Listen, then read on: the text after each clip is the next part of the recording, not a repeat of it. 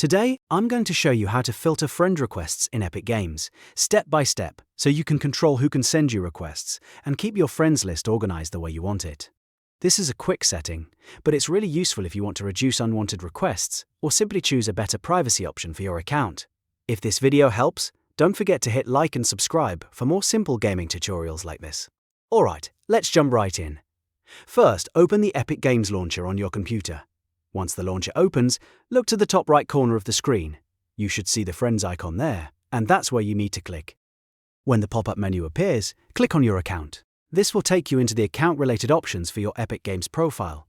After that, select Communication Settings. This is where Epic Games lets you manage how other players can contact you and interact with you. Now look for the third option called Friend Requests. This is the setting that controls who can send you friend requests.